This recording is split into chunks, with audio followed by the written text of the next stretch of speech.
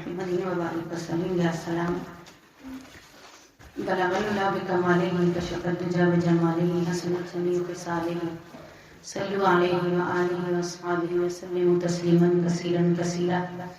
اللہ تبارک تعالیٰ کے بابرکت نام سے اور محمد مصطفیٰ صلی اللہ علیہ وسلم کی رحمتوں سے، ان کی رحمتوں برکتوں سے خیرات لیتے ہوئے آج ہم اپنے سبق کا آغاز کریں گے، جو کہ باب ہم پڑھ رہے ہیں اخلاقیات، اخلاق حسنہ، اخلاقیات کے باب میں اخلاق حسنہ، اس کو ہم اسٹڈی کر رہے ہیں اور کوشش کر رہے ہیں کہ اللہ تبارک تعالیٰ ہمیں قرآن پاک سے سیکھنے اور اپنی شخصیت کے اندر، کردار کے اندر ان تمام چیزوں کو اپلائی کرنے کی توفیق عطا فرمائے۔ سب سے پہلے اللہ پاک سے دعا کرتے ہیں کہ وہ ہمیں شرح صدر عطا فرمائے۔ شرح صدر سے قرآن پاک کو سمجھنا اس کی عطا سے آسان ہو جاتا ہے۔ اللہ پاک سب پر فضل اور رحمت کی بارش کرے۔ آج اخلاق حسنہ کے موضوع پر پچھلا جو ہم نے پڑھا تھا وہ کون سا تھا؟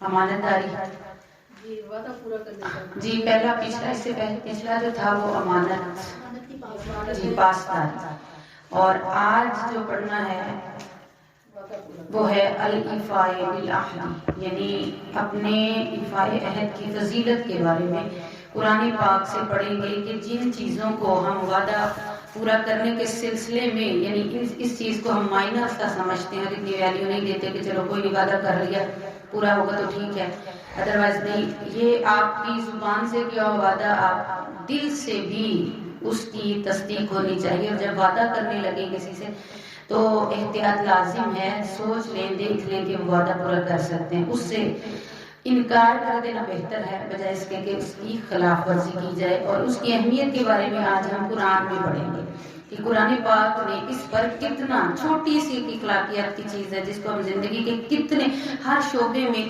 یہ ہم اس کو اگنور کرتے ہیں، اور جب بندہ اللہ پاک سے دعا کرتا ہے کہ استغفر اللہ ربی من کل ذنب اذنبت عمدا او خطا سرا او علانیۃ واتوب الیہ من الذنب الذی اعلم ومن الذنب الذی لا اعلم۔ یا اللہ ایسے گناہ بھی معاف کر دے کہ جن کو میں جانتا ہوں، بہت سارے گناہوں پر نظر ہماری ہوتی ہے، اور ایسے گناہ بھی معاف کر دے کہ جو میرے علم میں ہی نہیں ہیں، یعنی ہم نادانستہ کتنی ایسی غلطیاں، ایسی خطائیں، کتنے گناہ کر لیتے ہیں، تو اللہ تبارک تعالیٰ ہمیں وہ بھی اس کی بھی معافی عطا فرمائے۔ تو یہ بتا رہی ہوں کہ یہ اخلاقیات کے زمرے میں یہ اخلاق حسنہ میں ایفاء عہد کس قدر اہمیت رکھتا ہے کہ قرآن پاک نے اس پر پورا باب مکمل کر دیا، اور ہماری گڈ لک ہے کہ انسائکلوپیڈیا کی صورت میں قرآن میں ایفاء عہد کے بارے میں جتنی بھی آیات ہیں وہ ساری اس باب کے اندر آپ کے سامنے موجود ہیں، اس طرح آپ کو سارے ریفرنسز مل جائیں گے۔ وعدہ پورا کرنے کا حکم، پہلا جو الامر بالایفاء بالعہد، یعنی وعدہ پورا کرنے کا حکم ہے قرآن کی روشنی میں۔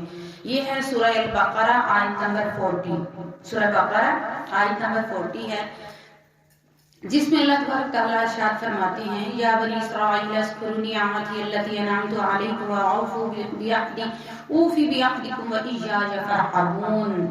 اے اولاد یعقوب، میرے وہ انعام یاد کرو جو میں نے تم پر کیا، اور تم میرے ساتھ کیا ہوا وعدہ پورا کرو، میں تمہارے ساتھ کیا ہوا وعدہ پورا کروں گا، مجھ ہی سے وایایا فارہبون، اور مجھ سے ہی ڈرا کرو۔ اب دیکھیے کہ جب ایفاء عہد کا حکم دیا ہے تو پھر اس میں یہ لازم آخر میں ہمیں سمجھا دیا وایایا فارہبون، مجھ سے ہی ڈرو، یعنی جب وعدہ پورا کرنا ہے تو یہ نہ سوچو کہ اس کو کون سا خبر ہے، یا یہ نہ بھی اس کو اہمیت دی گئی تو ٹائم گزر جائے گا، لیکن اللہ تبارک تعالیٰ نے جب یہاں پر فرمایا کہ مجھ سے ڈرو تو اس کا مطلب ہے وہ آپ اس عمل کو دیکھ رہا ہے، بے شک یہاں پر کوئی گرفت نہیں کرے گا، اگنور کرے گا یا استطاعت نہیں رکھتا ہوگا کہ آپ سے بدلہ لے سکے، لیکن اللہ پاک نے فرمایا وایایا فارہبون، تمہیں مجھ سے تو ڈرنا چاہیے، کیونکہ اللہ پاک ہر حال میں بندے کو دیکھ رہا ہے۔ اب دیکھیے اسی وعدے کی اہمیت کے بارے میں اللہ پاک نے اگلی آیت جو ہے سورہ آل عمران کے اندر آیت نمبر 9 آیت نمبر، اس میں اللہ پاک فرماتا ہے، یعنی اتنی پیاری اور اتنی اہمیت دی ہے اس وعدہ وفا کو کہ ان اللہ لا یخلف المیعاد، اللہ تبارک تعالیٰ اپنے وعدے کے خلاف نہیں کرتا. مطلب یہ کہ وہ اتنا بڑا ہو کر، مالک ہو کر، جس کو نہ کسی کا خوف ہے نہ ڈر ہے، مالک و مختار ہے، لیکن وہ اس سے پتہ چلتا ہے کہ وعدے کی وفا کرنے کی کتنی بڑی اہمیت ہے. جب ہم بار بار اس چیپٹر پر یہ آیات کو زیر بحث لائیں گے تو انشاءاللہ ہو سکتا ہے کہ کوشش سے، ایک ہوتا ہے سننے سے، ایک ہوتا ہے اسٹرگل سے، کوشش سے بھی انشاءاللہ اللہ تبارک تعالیٰ حالات بدل دیتا ہے. اور سب سے بڑی بات جو ہے آپ کو پہلے بتایا کہ استقامت ہے. استقامت سے جب بندہ کام کرتا ہے تو کسی نتیجے پر ضرور پہنچ جاتا ہے. اس لیے فرمایا یقیناً اللہ اپنے وعدے کے خلاف نہیں کرتا. اس کے بعد سورہ المائدہ کی آیت نمبر ایک پہلی 1 یا الذین آمنوا اوفوا بالعقود، اے ایمان والو اپنے عہد پورے کرو. پہلے فرمایا کہ اللہ اپنے وعدے کے خلاف نہیں کرتا، اور اللہ کی یہ صفت ہے کہ جس کے اندر وعدہ پورا کرنے کی کوالٹی پائی جائے تو وہ اللہ کے کون سے بندے؟ خاص بندے. آمنو، ایمان والو اپنے، یعنی اسپیشل طور پر ایمان والوں کو خطاب ہے کہ مومن کبھی بھی وعدے کے خلاف نہیں ہو سکتا، وعدے کی خلافی نہیں کر سکتا. اور یہ نشانی کس کی ہے؟ منافق کی ہے. جو وعدہ پورا نہیں کرتا وہ منافق ہوتا ہے، جو جھوٹ بولتا ہے منافق ہوتا ہے، جس کے پاس امانت رکھی جائے اس کو خیانت کرتا ہے تو وہ منافق کی نشانی ہے. اور منافق کی جو ضد ہے وہ مومن ہے. اس لیے مومن کے اندر یہ کوالٹی ہرگز نہیں پائی جا سکتی، وہ وعدے کا پورا کرنے والا ہے. جی اگلی ہے سورہ الانعام کی آیت نمبر 152. اخلاقیات کا یہ جو چیپٹر ہم اسٹڈی کر رہے ہیں یہ بہت اہم ہے، اس لیے ہم اس میں سے کوئی آیت بھی نہیں چھوڑیں گے. سارا اخلاقی حسنہ پڑھ رہے ہیں، اس کے بعد اخلاقی رذیلہ بھی آئیں گے، وہ بھی ان کو بھی ہم اسٹڈی کریں گے تاکہ آہستہ آہستہ ان کا رنگ چڑھتا جائے اور جو پہلا زنگ ہے وہ اترتا جائے. سورہ الانعام کی آیت نمبر 152. اور اللہ کے ترجمہ پڑھ رہی ہوں، اور اللہ کے عہد کو پورا کیا کرو، یہی باتیں ہیں جن کا اس نے تمہیں تاکیدی حکم دیا ہے تاکہ تم نصیحت قبول کرو. سمجھ آ گئی؟ تاکہ تم نصیحت قبول کرو.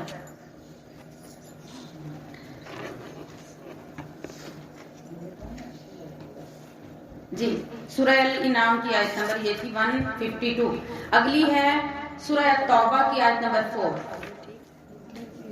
اِلَّا الَّذِينَ عَاهَدتُّم مِّنَ الْمُشْرِكِينَ ثُمَّ لَمْ يَنْقُصُوكُمْ شَيْئًا. ترجمہ سماعت فرمائیں. سوائے ان مشرکوں کے جن سے تم نے معاہدہ کیا تھا، پھر انہوں نے تمہارے ساتھ اپنے حق کو پورا کرنے میں کوئی کمی نہیں کی اور نہ تمہارے مقابلہ پر کسی کی مدد یا پشت پناہی کی، سو تم ان کے عہد کو ان کی مقررہ مدت تک ان کے ساتھ پورا کرو، بے شک اللہ پرہیزگاروں کو پسند فرماتا ہے. یعنی یہ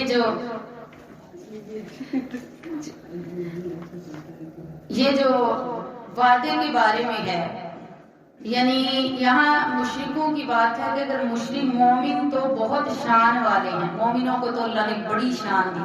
ہم مسلمان مومنین آپس میں ہمارا کتنا پاس ہونا چاہیے، کسی سے اگر عہد و پیمان کرتے ہیں، وعدہ کرتے ہیں تو اس کی وفا کرنے میں کتنا سارا ہمیں پاس ہونا چاہیے. یہاں اللہ پاک نے مشرکوں کے بارے میں فرمایا ہے کہ مشرک جو ہیں یہ ان کے ساتھ بھی اگر کوئی عہد و پیمان ہو تو یہ مومن کی شان ہے کہ اس پر قائم رہے.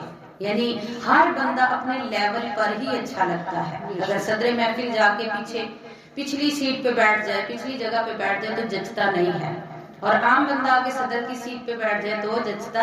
ہر بندہ اپنے مقام پر جو اللہ پاک نے، اور مسلمانوں کو، مومنین کو اللہ نے ایک مقام و مرتبہ عطا فرمایا. اور یہ سارے مقام و مرتبہ کس وجہ سے؟ آقا کریم صلی اللہ علیہ وسلم. جس طرح صحابہ کو حضور کی صحبت سے صحابیت نصیب ہوئی، مومنوں کو حضور کی امتی ہونے کی وجہ سے یہ ایمان نصیب ہوا، حضور کے صدقے سے ایمان نصیب ہوا. تو پھر ہمیں اپنے ایمان کا جو کی نشاندہی اور اس کا اظہار جو ہے وہ ہمیں اپنے اعمال سے کرنا ہے. اور اگر ہم اپنے مقام سے گر گئے، ٹھیک ہے نا، تو پھر ہم ایمان کی کیٹیگری سے بھی، ایمان کی منزل سے بھی متزلزل ہو گئے. تو کون بدبخت ہوگا جو چاہے گا کہ اللہ نے کتنا بڑا مقام عطا فرمایا. تو ہم تگ سے کوشش سے اور اس صحبت سے، اس سنگت سے، جس سنگت میں آتے ہیں نا، یہ سنگت بڑا کام کرتی ہے الحمدللہ. اس کے بعد سورہ التوبہ کی ہی آیت نمبر 7، کیف یکون للمشرکین عہد عند اللہ وعند رسولہ الا الذین عاہدتم عند المسجد الحرام فما استقاموا لکم فاستقیموا لهم ان اللہ یحب المتقین. اب دیکھیے کہ ایفائے عہد جو ہے نا، اس کے ساتھ ہی پیچھے بھی آپ نے پڑھا پرہیزگاروں کی صفت ہے. اور پرہیزگار جو ہے اللہ تبارک ہدل للمتقین، قرآن کس کے لیے ہدایت ہے؟ متقین کے لیے ہدایت. اور متقین کی جو گنے چنے سلیکٹڈ لوگ ہیں وہ متقین ہی ہیں، خدا کے برگزیدہ بندے. بھلا مشرکوں کے لیے اللہ کے ہاں اور اس کے رسول صلی اللہ تعالی علیہ وسلم کے ہاں کوئی عہد کیوں کر ہو سکتا ہے سوائے ان لوگوں کے جن سے تم نے مسجد حرام کے پاس حدیبیہ میں معاہدہ کیا ہے. سو جب تک وہ تمہارے ساتھ عہد پر قائم رہیں تم ان کے ساتھ قائم رہو، بے شک اللہ پرہیزگاروں کو پسند فرماتا ہے. اب دیکھیے کہ جب تک وہ قائم رہیں اس وقت تک آپ نے، یعنی آپ نے عہد نہیں توڑا، آپ کی شان نہیں ہے کہ آپ عہد توڑے. اگر وہ عہد شکنی کریں تو پھر آپ اس کے مقابلے میں ان پر وار کر سکتے ہیں، جیسے کوئی جنگ و جدال ہے، جیسے کوئی لڑائی ہے، قتال ہے. اس صورت میں ان کے ساتھ مقابلہ کیا جائے. یہ